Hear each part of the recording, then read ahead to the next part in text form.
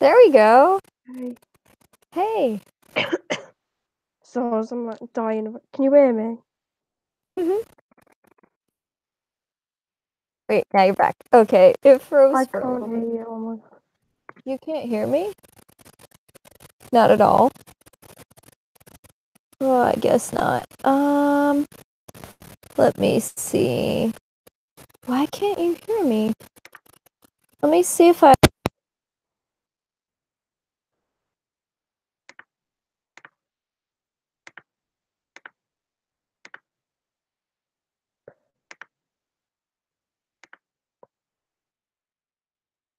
Can you hear me? Yeah, now. Can you hear me too? Yes. Let me see if I put the headphones in if it works. Well, we're live. This is like crazy. Alright. Hey, sorry, my voice is dying, so I'm gonna try. Oh. What do you want to talk about? Chill with anything. You said that you had wanted to discuss possibly hard languages and easy languages. Did you want to Yeah, talk about that? yeah, that's what I wanted to talk about. Okay, cool. What would you consider a hard language, in your opinion? I've been thinking about this since you told me about it and everything because it's such a hard question to answer. I've seen so many articles that kind of talk about like what the hardest and easiest languages are, and they have this chart, and it's based on Yeah. however many hours you have to learn it for, or like how different it is from your native language. And I agree with all those things to an extent, but I do think that also it depends on, I guess, like your motivation. Not really motivation, but like how much you want to learn the language. Because, for instance, I studied Esperanto. That was kind of when I started studying Spanish at school, but on my own, I really wanted to be bilingual. And I was like, I'm going to study Esperanto because it's supposed to be the easiest language out there. So I tried and I failed. And it's the easiest language out there. So, like, why? Why I did well, I just didn't have the desire to learn it. I didn't have anyone to study with me that I knew, no conversation partners. It just wasn't for me, and that's considered an easy language. Yet, I don't know, it's just so subjective to people. Like sometimes people will say Spanish is hard, but then they'll think a different language is easy. But then a lot of people will also say, well, Spanish is easy because it's like English. So it's really hard for me to say. But what would you say? For me, it just depends on your like you could say French. For me, French would be really hard because I have no interest in it compared to something like I don't get like do you know the FSI scale, language scale? I don't get why they put Korean as the hardest. Like I get it's hard a bit, but I would have put it in medium, like maybe put Thai in hard because Hangul is pretty easy. The grammar is okay, pronunciation is okay. So I don't understand why it's in that really hard category. Mm-hmm.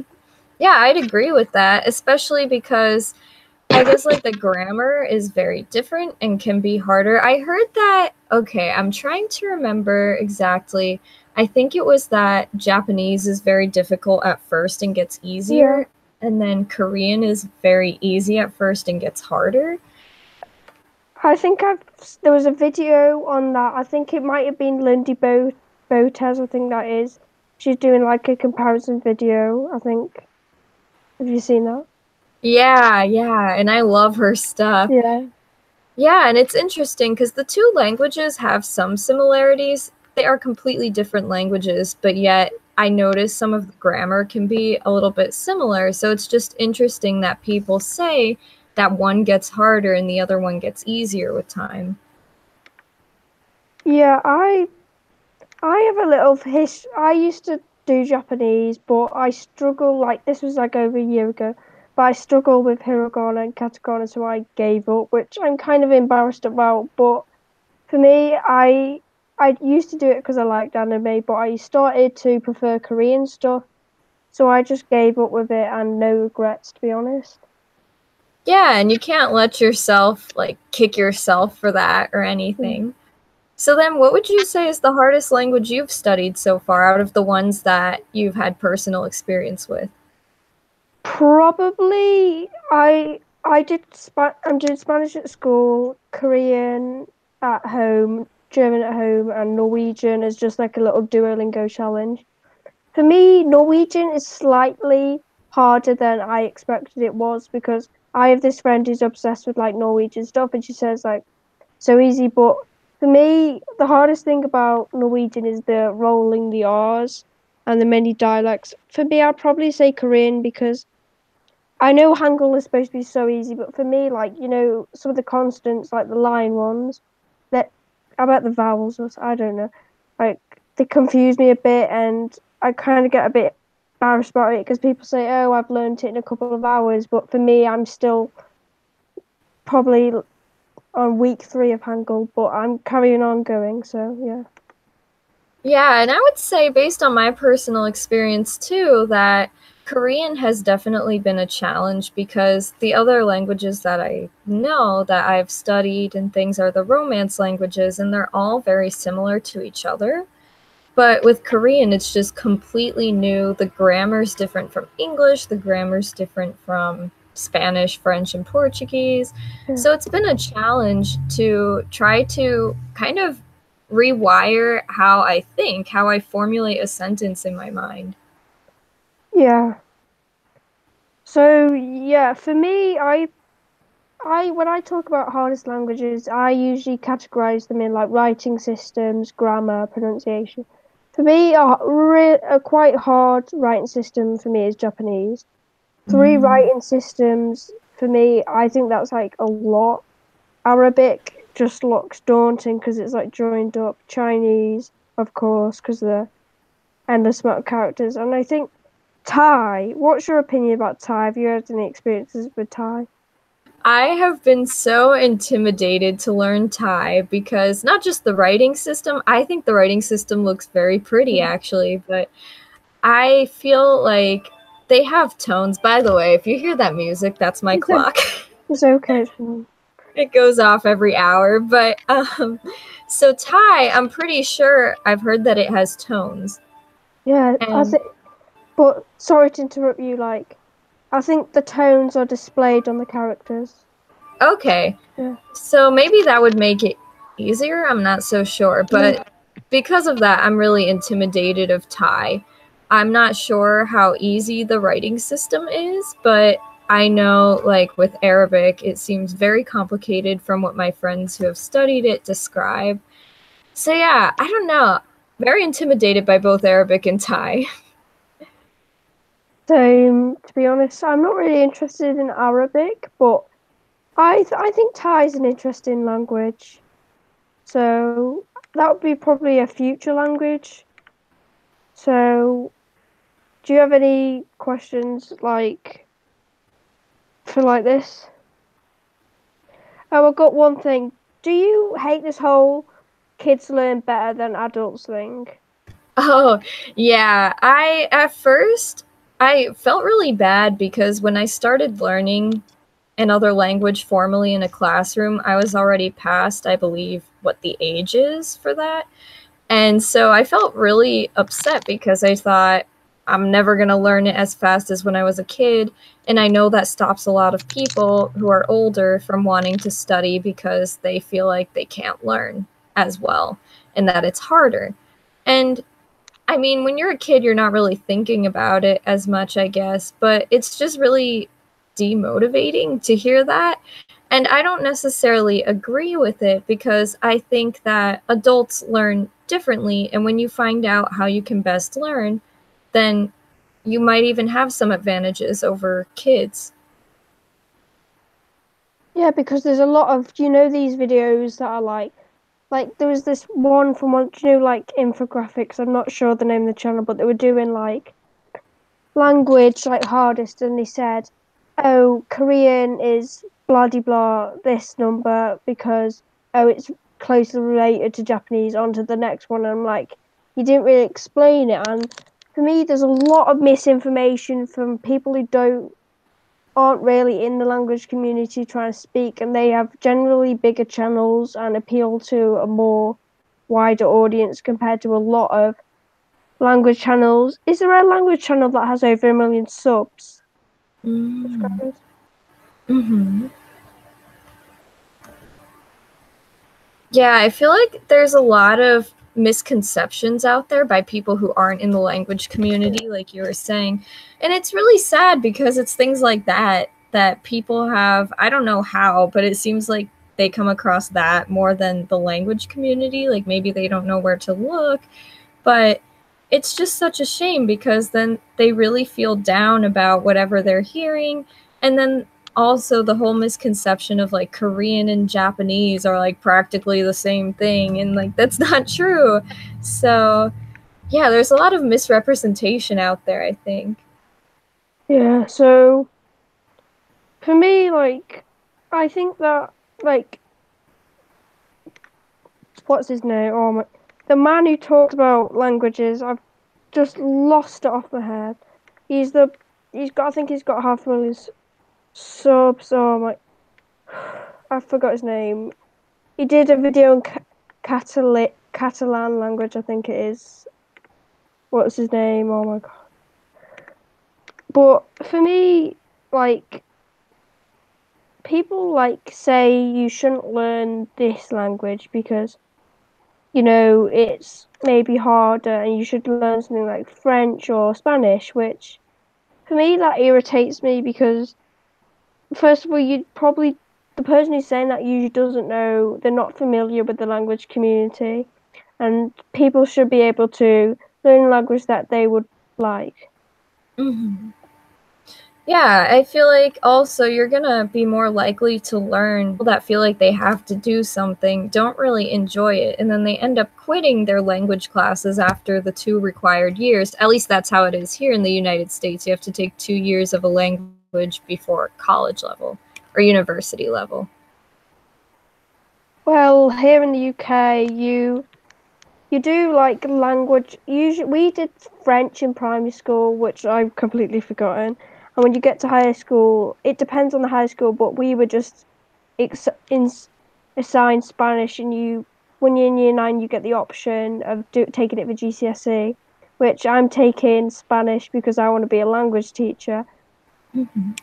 when I'm older. So, yeah, you can get the option, but for me, like, that there should be a more variety of languages in schools, not just French, Spanish, and German, maybe Mandarin or Russian. Yeah, and I think that would be great because I know universities tend to have more options. At least I can only speak from personal experience. The ones here, some of them have more options. Some do just have Spanish and French, but I've seen others that have Japanese. They have Mandarin Chinese. Some even have Korean and Russian. And I think that's great, but I wish you could kind of get a head start when you're younger. Yeah, because like I want to go to the University of Birmingham because they have like this thing where certain universities in the UK you could spend a year in like the language. So I want to do German, so I get to spend a year in Germany. And there are like you can learn the university near me Mandarin, Japanese, Russian, Arabic. But for me, I'd like to see more like maybe Lithuanian, Polish, Thai, maybe more like I think it's the language of Philippines, Tagalog, I think it is.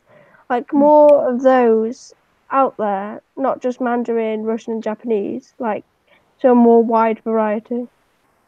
Yeah, I wish people would really spread that around and kind of make people more linguistically aware and also culturally aware too. It would just be really nice to see that. Yeah. Do you have anything you want to bring up? Because I'm chill with what to talk about. Do you have any language topics? I'm fine with anything. Um, sure. I have seen some of your videos on your Oh my Norwegian god, challenge. no, you're Yeah, I'm cringe. just curious as to how it's It's going and fine. like how the course is, because I know you mentioned in the first video that like it was harder to learn than you thought. So yeah, just your thoughts. Oh, thanks. For me, like, I just did Norwegian because from what I've heard, it's a little bit more easier than Swedish from what I've heard. So writing, I think for me, I found German pronunciation slightly easier because Norwegian mainly you have to roll your R's, which I cannot roll my R's. And I think Duolingo is great, but you don't just do Duo, do other things. I'm sorry, I'm voice cracking. Like Duolingo, the course. Currently, I'm going through the course, and for me, they do random things like, oh, the man saw the bear instead of like going starting from like hello, my name is like more stuff. So for me, I just wanted to see how for a typically easier language, how much could you learn with a mainstream app like Duo? So yeah. Yeah, and I think that's really cool. And I think it's funny, like, I wonder why they created it in such a way where the sentences are kind of random, I guess. Like, I don't know what the thought process was behind that. It's pretty interesting. I mean, you could still get stuff out of it, like different vocabulary words, but some of these sentences are kind of nonsensical. Yeah, and I think like for me, I don't particularly mind Duo. I think it's okay.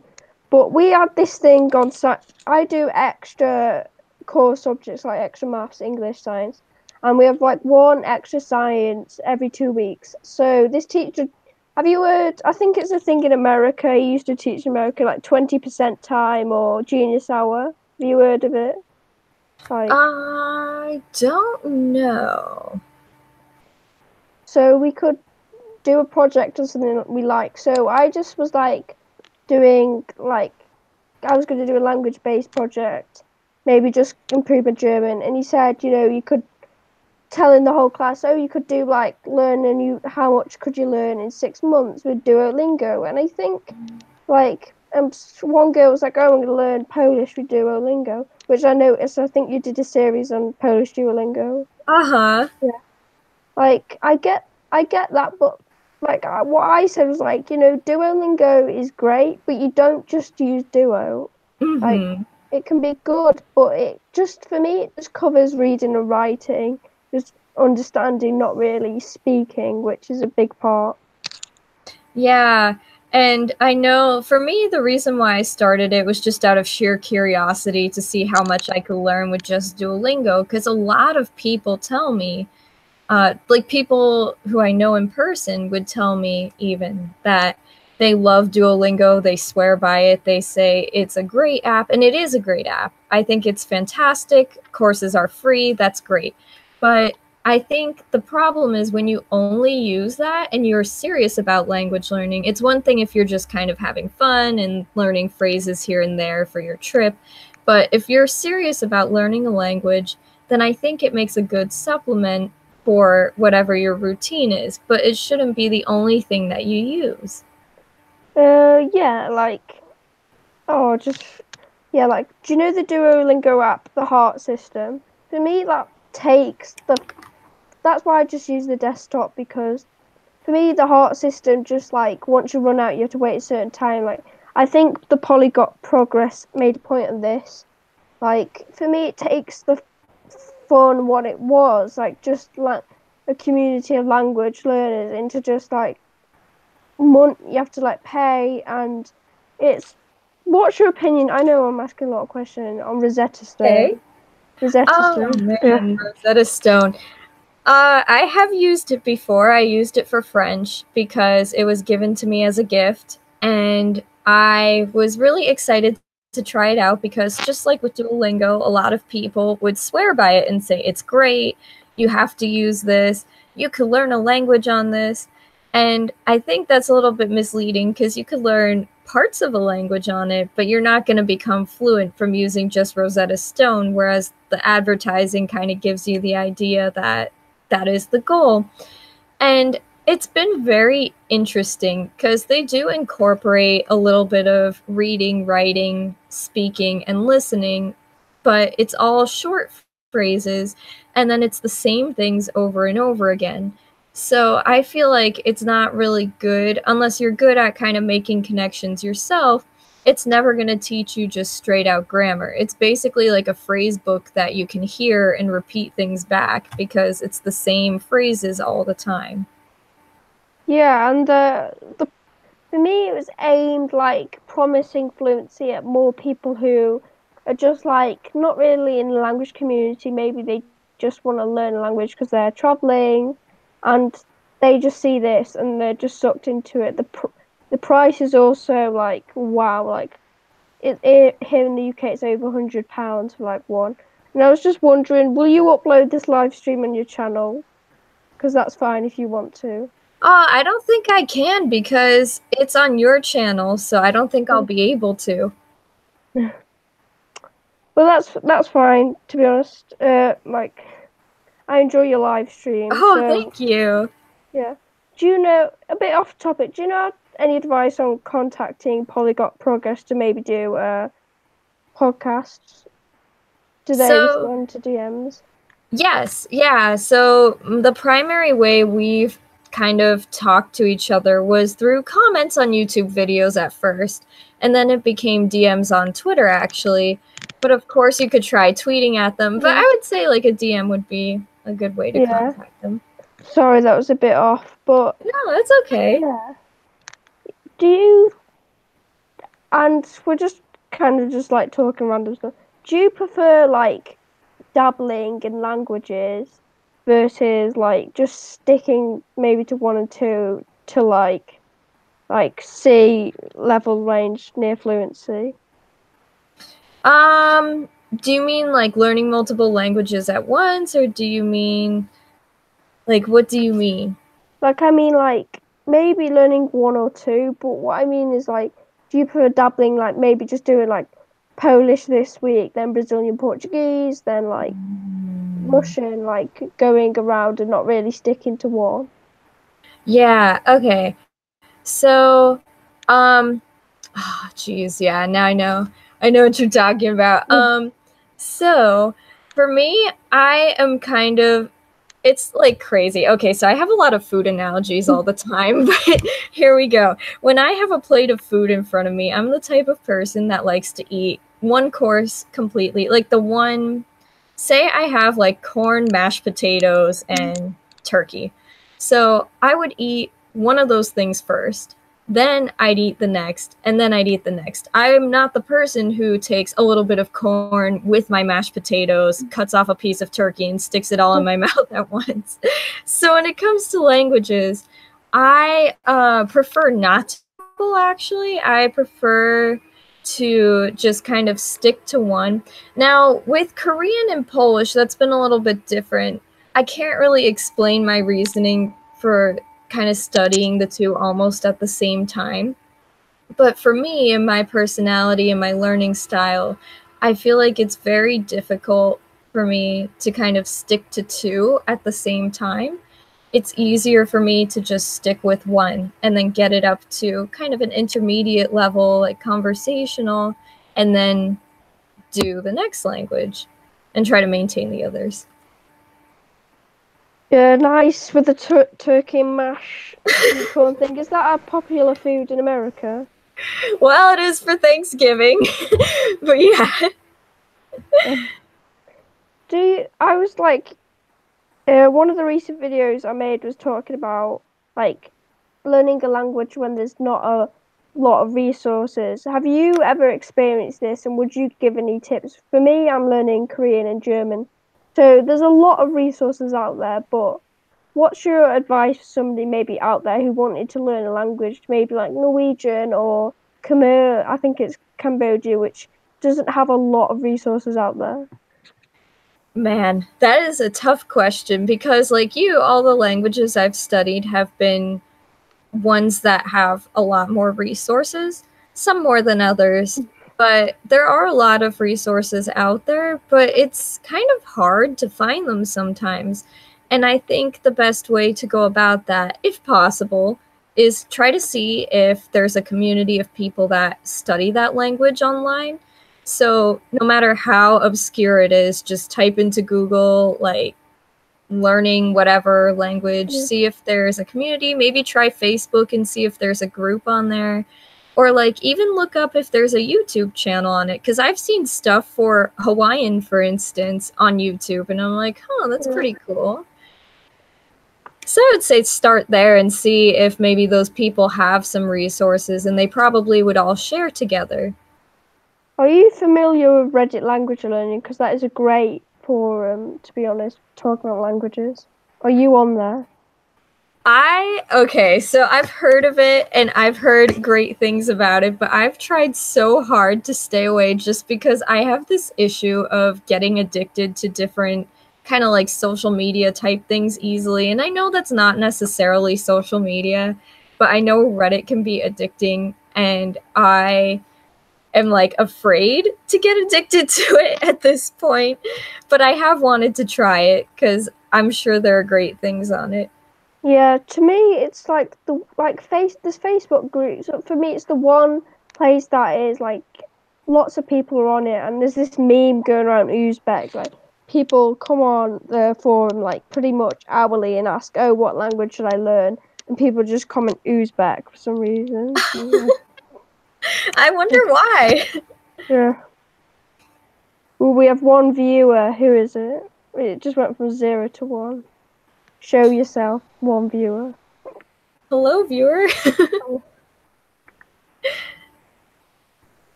That is Yeah. pretty cool. Yeah. So, do you have any other places that you would recommend going to find like language people to talk to? Um, Primarily what I've used to find, so like exchange partners you're Yeah. talking about. I Yeah. have primarily used, no idea how to pronounce it. I say italki, but I've heard people pronounce it differently. um, I've primarily used that. I've used this website called Interpals, where you just find like a pen pal. I don't know if you're familiar with that website at all. No. Okay, so it's kind of like a social media type thing for language learning, and you find pen pals online. And you can look them up by what languages they speak or what languages they're learning. And I think it even tells you the level too. It's been a while since I've been on that website, but you kind of just message each other back and forth, and that's pretty cool. You can search by what country they live in.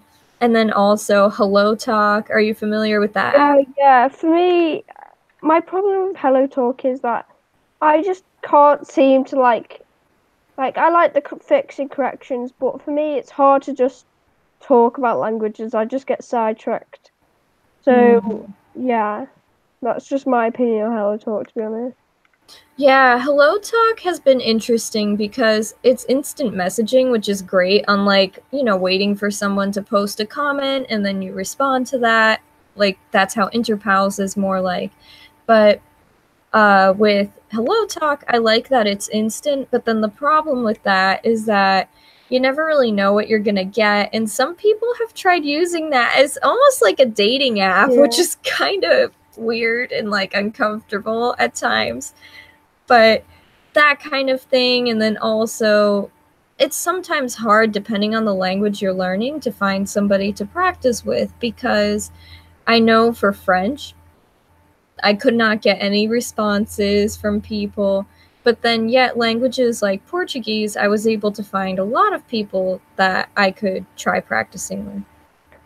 Yeah, for me, it's like I just I'd like something more like italki as like yeah, I get you have to pay, but it's you're paying just to talk, just to learn like languages, maybe not from a tutor, but it's more on topic, so you weed out the less creepy people who are just like there and trolls. So yeah. Yes. Yeah, exactly. And then I'm trying to think of other ways I've met people. It's been kind of interesting because sometimes when you're not even looking for somebody to practice with, it just happens. Like, for instance, when I was doing the Polish challenge with Duolingo, I would post updates weekly on the Duolingo forum. And I had somebody responding who was from Poland, and we've been kind of messaging each other back and forth since. and have kind of like created this friendship out of it. And it wasn't even me trying to find a partner to practice with. As a matter of fact, we message each other in Spanish, which is neither one of our native languages. Yeah, I was actually like during that exercise, like I was on Duolingo forums because I was like researching, and I think Duolingo forums is good. Yeah, great. But for me, Duolingo, you know, the whole incubator system, like new languages, like I was kind of upset with Hawaiian. Like I find like languages like Hawaiian like getting out there, but for me, so many people have been asking for Icelandic, Finnish, I think Farsi, Persian, and Thai, and like they've been asking for ages, and then just Hawaiian, and I think Navajo, whatever it is, like they just come out of blue when like not a lot of people have been asking for them. Yeah, I don't know how it works. I think you have to put a team together and Yeah. then kind of submit it there and then they decide. I'm not really sure. But it is kind of sad because I'm sure there are people who have been waiting for a really long time for some of these languages and then only to find out that they're still waiting. Yeah, like, because for me, if Thai came on Duo, I'd be more wanting to learn it because the Thai, there's not a lot of resources to learn the alphabet. There's videos, but they go too fast. I'm like, don't understand what's going on. Like, but like, what language are you interested next? Like, what's your next language that you want to study? Ooh, for me personally, my goals have been, and I haven't really shared this recently, so you're the first one to hear this, but what I've been wanting to do is kind of reactivate, in a way, my French and Portuguese because I haven't been speaking them for a while now. Like the last school year, I hardly used them. I'd use them here and there. So I really want to maintain them well and kind of brush up on them. And then I really want to focus again because I completely stopped with Polish and Korean. And I kind of want to get back into both of those, especially Polish coming up. I'll be focusing on that a little bit more. Yeah, for me, my goals are to like get up to, since I want to be a language teacher, get up to like a like a language teacher level in Spanish. I'm not sure. Like I want to be fluent in German and fluent in Korean. Like they're my main goals that I want to reach. And for other languages, like I'm interested in Ukrainian, like stuff like that, maybe intermediate, like the B level, but I'm not going to be pushing for fluency like in German and Korean. Mm-hmm. I wanted to ask you because I saw that you wanted to be a language teacher and you did Yeah. mention it earlier. What um what inspired you to like want to do that? Because to be honest, like I really like languages and like you know TEFL, like where you can go work abroad. Like I was interested in teaching English in Korea, but for me that's not really stable since you're only there for like I think a year and not a permanent thing. And I'd just be worrying like, oh, what if my thing gets cancelled and I have to go back and I've not been to like college or university. And second of all, I like German and I want to like inspire people. And my Spanish teacher inspired me to be a teacher. And I think it's more of a stable job than like teaching English abroad, to be honest. Okay. So is there something like in particular you're really looking to teach, like um English or anything or like Spanish? I actually want to be, there's language teachers here are called MFL or Modern Foreign Languages. So for me, I'd just like to teach Spanish and German. So that's what I would like to teach. Cool. Wow, that would be really cool if you could do both. Yeah. Which, like, here in the UK, like, most teachers speak, like, Spanish or German or, like, Spanish, German, French. That's what kind of is here. But I'm not sure what's it like over across the pond. Um, the most common languages that you could study would definitely be Spanish and French. And you get to choose one, that's it.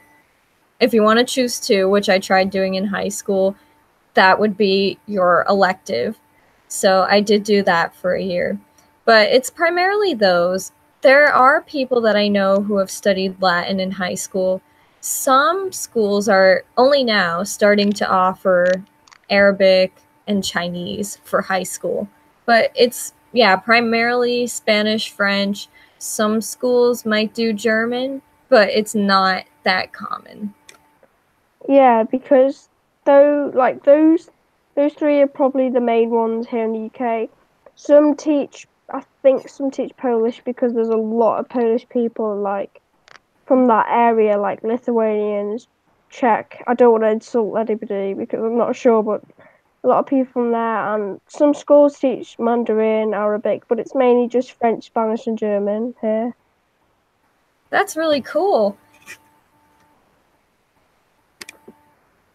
Yeah, Do you want to talk any last things? Because I might go because my voice is dying. But I've had an amazing time. You've been great, so thanks. Thank So, you for having me. yeah, thanks. Is there any last things you want to cover? Um, just that what I really learned from this conversation was, I mean, you made me think about it when you brought it up, just the major misconceptions that there are about language learning that come from people who aren't even part of the community. So, if someone is watching who wants to study languages or they're like just getting into it, then kind of search for information from people who have experience with this and not those who just like think that they know something because they read it online. Yeah. So I'm just gonna wrap things up here. Thanks, Passion for Languages. Thanks for coming on here because I know it's hard to get people to come in on here and talk because usually like they're big on YouTube and they don't really answer the DMs. So thank you. It was my pleasure. Yeah. Like I'll be keeping up with your channel. So hope for the future. Enjoy your languages. Hopefully You you make your too. targets. And Thank bye. you.